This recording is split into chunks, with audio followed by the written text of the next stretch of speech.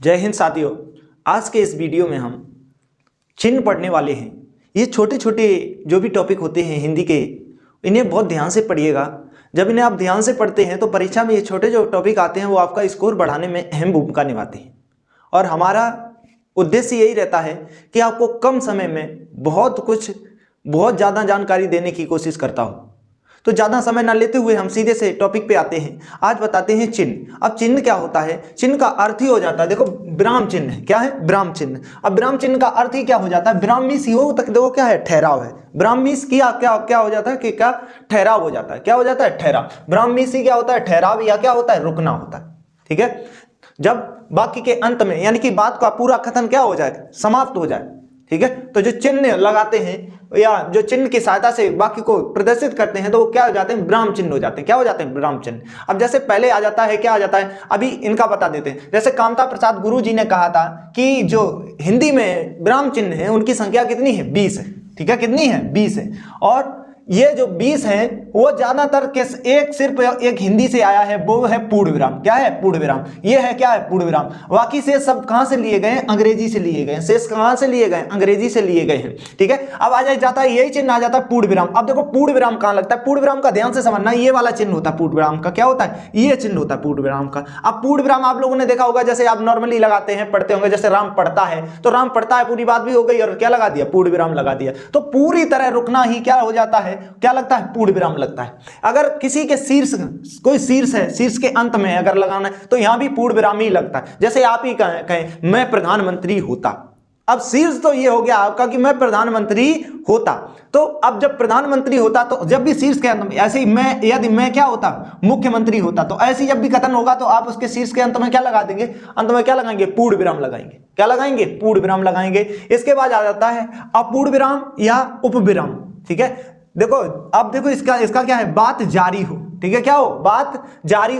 ठीक है, या जानने की क्या हो? इच्छा हो। ठीक है, या क्या हो? जानने की इच्छा हो। ठीक है, जैसे अब देखो ध्यान से समझना, इसी को उपविराम भी कहते हैं या क्या कहते हैं? अपूर्ण विराम भी कहते हैं। जब जिसमें बात क्या हो रही? लगातार जारी हो रही हो। ठीक है, जिस वाक्य के माध्यम से ये पता चल रहा हो कि बात अभी क्या है? लगातार क्या है? जारी है। तो ऐसे में कौन सा चिन्ह लगता है? अपूर्ण विराम का लगता है। जैसे देखो, या जानने की क्या हो? इच्छा हो। जैसे जातिवाद सही है या गलत है। अब ये देखो यहाँ पे जानने की क्या है? इच्छा है। जातिवाद सही है या गलत है। तो जातिवाद के बाद क्या लग जाएंगे? ये क्या लग जाएगा? क्या कौन सा चिन्ह लग जाएगा?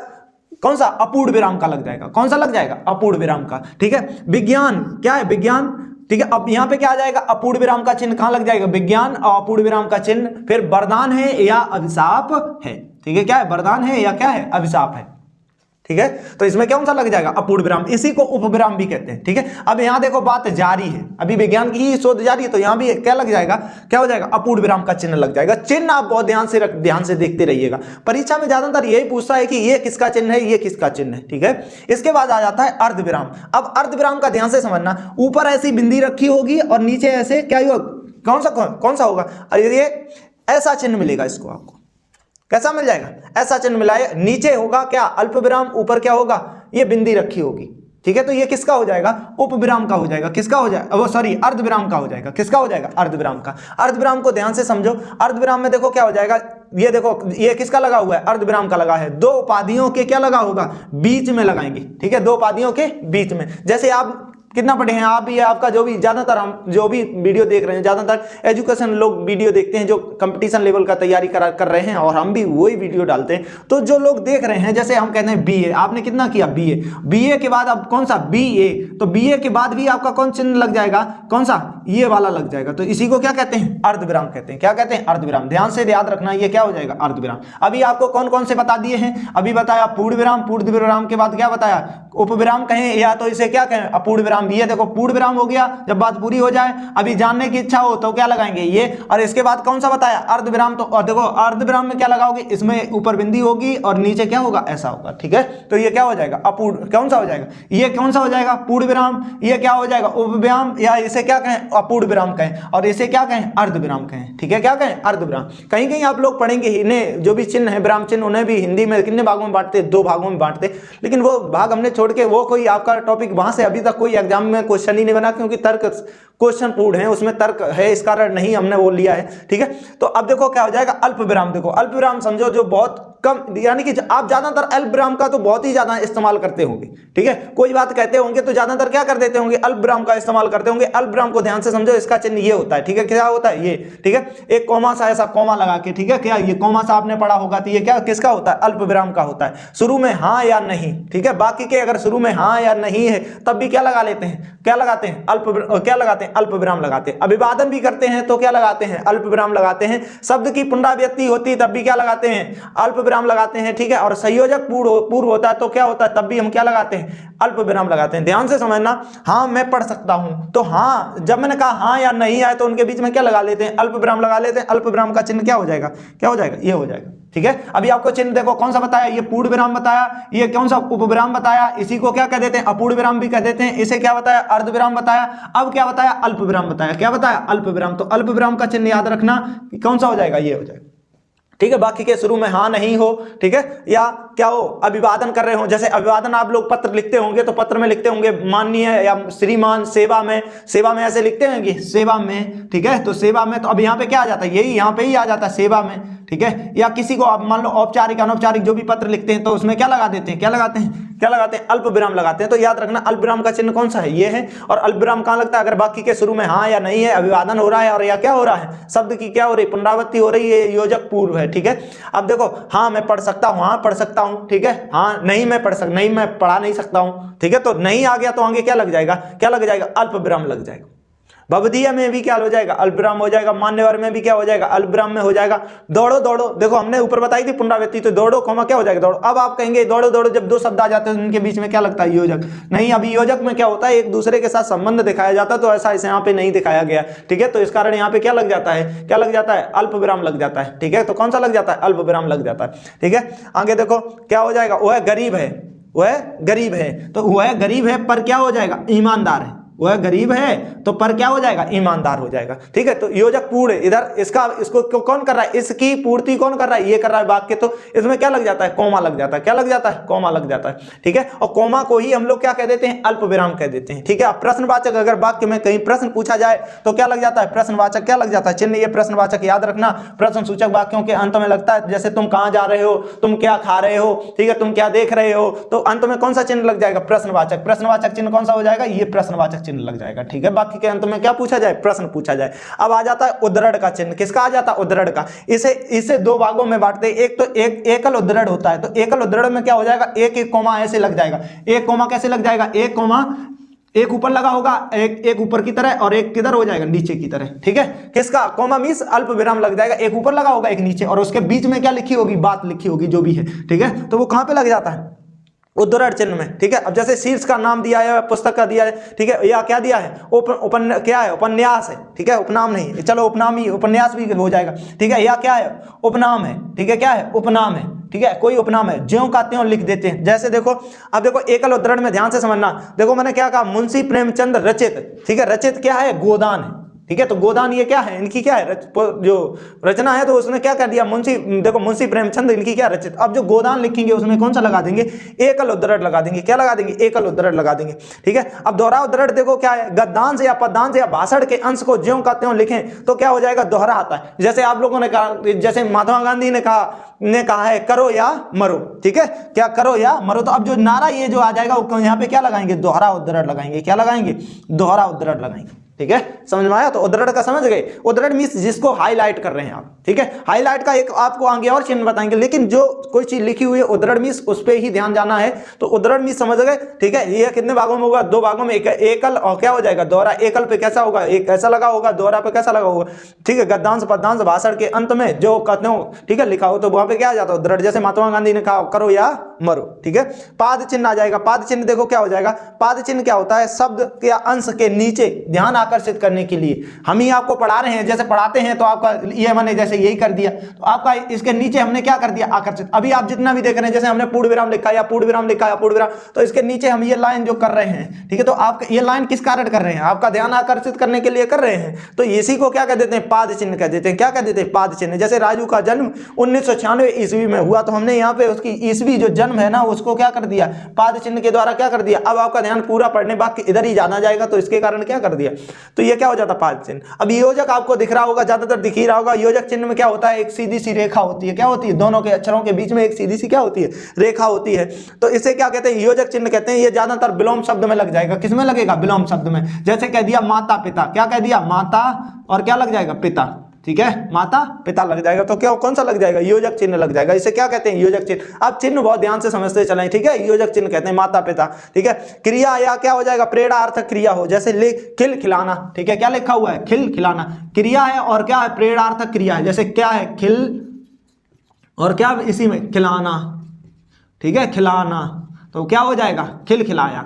क्या क्या हो जाएगा, खिल खिलाया, खिल खिलाना, ठीक है, खिल खिलाना हो जाएगा। क्या हो जाएगा, खिल खिलाना। समझ में आया। तो ये क्या हो जाएगा, इनके बीच में जो ये चिन्ह आ जाता है उसी को क्या कहते हैं, योजक। ज्यादातर आपने विलोम शब्द सुने होंगे, माता पिता, ठीक है, काला और सफेद, ठीक है, ऊपर नीचे, तो उसके बीच में क्या आ जाएगा, योजक ही आ जाएगा। समझ में आया, क्या आ जाएगा, योजक आ जाएगा, ठीक है। अब इसके बाद देखते हैं, आगे देखते हैं। देखो योजक के बाद क्या देखते हैं, योजक के बाद देखो क्या है, योजक के बाद संबोधन है। क्या है, संबोधन। जब आप किसी को संबोधन करते हैं तो संबोधन का चिन्ह तो ज्यादातर आपको याद ही होगा, ठीक है। क्या है, संबोधन। जब भी आप किसी को संबोधन करते हैं, संबोधित करते हैं, जैसे आपने कह दिया ए इधर आओ, ठीक है, तो ए इधर आओ, तो जैसे ही ए कहेंगे तो वहां पे कौन सा चिन्ह आ जाएगा, संबोधन का। याद रखना संबोधन का चिन्ह कैसा होता है, ऐसा होता है, ठीक है। तो यहाँ पे क्या लगा देंगे, ये संबोधन, ए इधर आओ, यहाँ पे ही विस्मय बोधक आ जाता है। क्या आ जाता है, विस्मय बोधक। चाहे संबोधन का चिन्ह याद रखना, चाहे विस्मय बोधक का याद रखना, चिन्ह यही होता है दोनों में। तो जैसे हम कहते हैं हे भगवान, तो क्या कहते हैं, हे, ठीक है, हे, और यहाँ पे क्या आ जाएगा, विस्मय का चिन्ह आ जाएगा और क्या हो जाएगा, भगवान, ठीक है, हे भगवान, ठीक है। तो ये क्या हो जाएगा, विस्मय का भी आ जाएगा। संबोधन और विस्मय का एक ही दोनों जैसा रहेगा। अब आ जाता है पाद चिन्ह। क्या आ जाता है, पाद चिन्ह, ठीक है। अब देखो पाद बिंदु आ जाए, पाद चिन्ह तो आपको बता दिया। अब देखो पाद बिंदु आ जाए, जैसे आपके अरबी भाषा जो भी अरबी के लिखे होंगे या फारसी के लिखे होंगे, तो उनमें क्या होता है, आपने ऐसा लगा हुआ देखा होगा आगे, ऐसा अक्षर, तो ये किसी को क्या कह देते हैं, पाद चिन्ह कहते हैं। इसे क्या कहते हैं, पाद चिन्ह कहते हैं। समझ में आया। तो जो भी अरबी और फारसी के जो भी आपने शब्द देखे होंगे, उनमें आगे ज्यादातर ऐसा चिन्ह लगा हुआ देखा होगा, तो इसे पाद बिंदु कहते हैं, ठीक है। क्या कहते हैं, पाद बिंदु कहते हैं, ठीक है। जो अरबी फारसी जो भी भाषा के शब्द हैं उनमें क्या लगा देते हैं, पाद चिन्ह लगा देते हैं, ठीक है। अब देखो शब्दों के खास उच्चारण में अरबी फारसी, आप इतना याद रखो, अरबी फारसी